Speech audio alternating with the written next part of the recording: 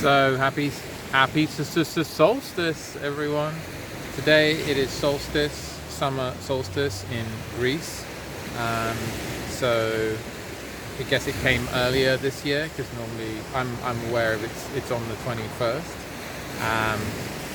And yeah, so here again at the lovely beach in Arillas with the glorious sea and the sun right there for the solstice.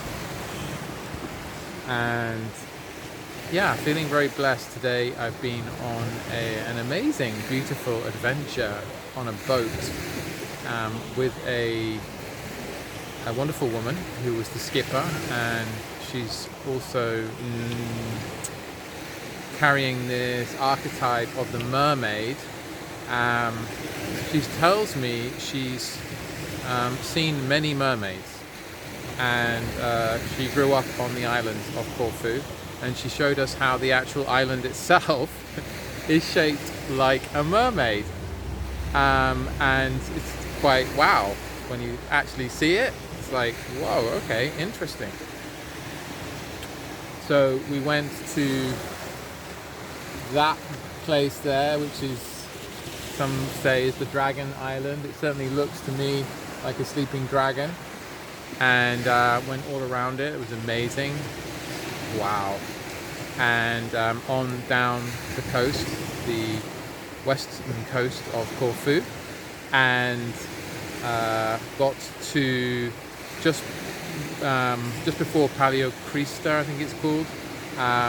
There's this place where it's Michael's castle, and what they say is that the Michael line intersects with the Artemis line, which these are ley lines, so these are like earth grid lines, consciousness kind of current energy grids of the planet. It was a very potent spot, beautiful spot.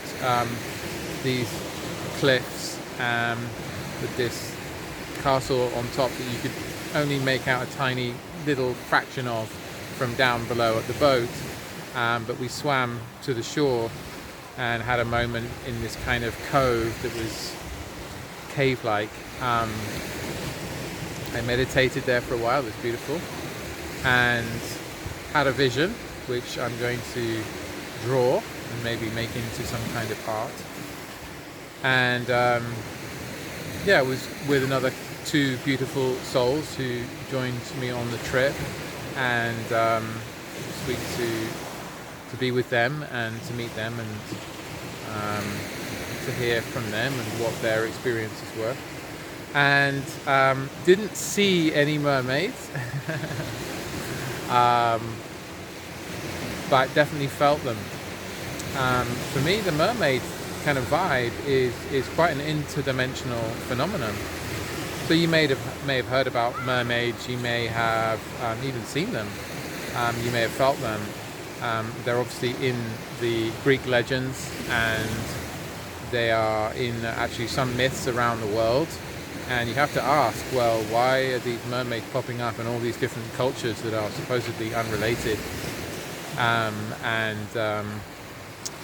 For example, in Peru, I was talking to my shaman friends when I was in Mexico, and they were telling me about the mermaid culture in Peru. It's like, what? I've never even, imagined that would be there. But yeah, and they're like, yeah, there's a place where there's a mermaid, and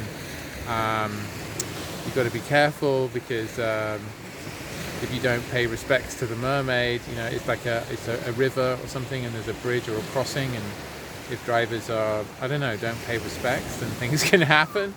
Interesting. So, but actually it was in Lake Atitlan in Guatemala that I experienced mermaids for the first time. And these were not 3D mermaids, they were multidimensional. I saw them in my third eye as visions whilst I was in the water, underneath the water. And they basically came to me and communicated with me, and taught me some wonderful lessons, which I'm very grateful for. And so that was like this palpable, for me, very palpable experience of the mermaid consciousness and mermaid energy. And I see them very much as these multidimensional, interdimensional beings. You could also call them archetypes as well. There's many ways that we can approach this subject, and we do have to step out of the rationalistic, deductionist, reductionist, scientific mindset where, you know, everything is dead, nature is dead, and all of that kind of very toxic, over masculine paradigm and approach. And we have to get back to our roots, we have to come into our hearts, we have to acknowledge the divine feminine, and we have to reconnect with nature and rewild ourselves and learn from nature, learn from her, and allow ourselves to be taught, to be guided by the magical synchronicities, by the infinite intelligence, the eternally creative intelligence that is within all things and is beautifully, archetypally represented by nature and by her many forms and ways. And so so magical beings, mermaids for example, are part of that, and I feel it's very much like, for those who have the eyes to see, they will see. For those who have the ears to hear, they will hear.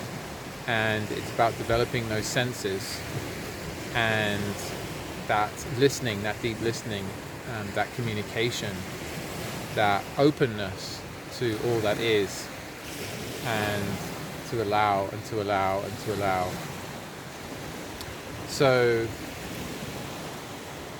yes, I've definitely felt the mermaids were with us, and I had that feeling when we were going back, on the way back to end the tour, to end the boat trip.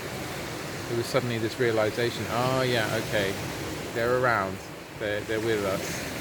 They just didn't allow themselves to be seen, and that's totally okay.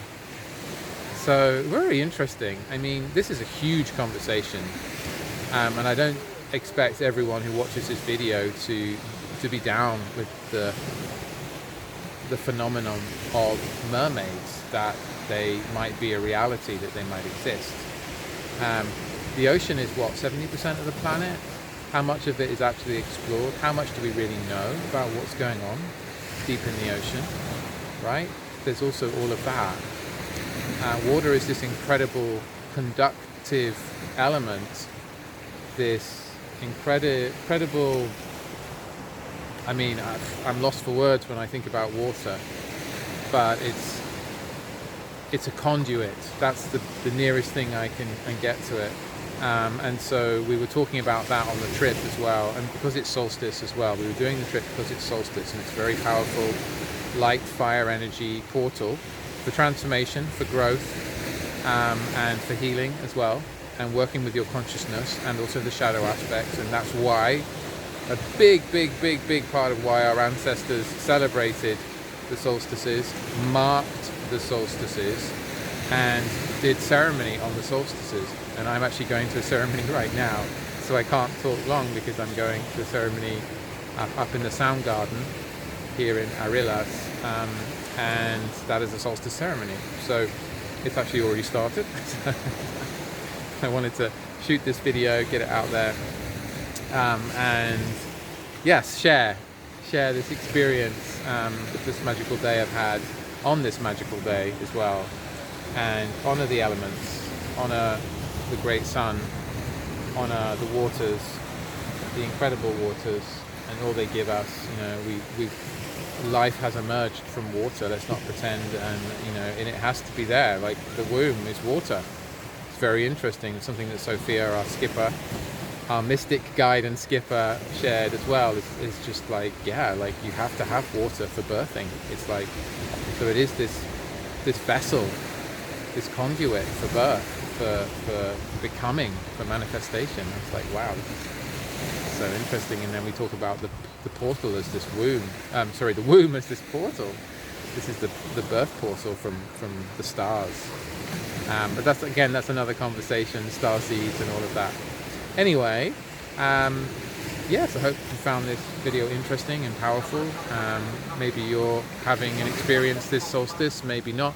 Maybe you're taking some time out to honor the sun and to be with the solstice, these powerful solstice fire energies. So I would love to hear in the comments where you're at with it all, and I would love to, yes, hear how you're doing anyway, as my subscribers and viewers. So yeah, tell me in the comments if you like. And if you'd like guidance and help and more support, then book a 20-minute accelerator session with me. The link is in the description. All right, bye for now.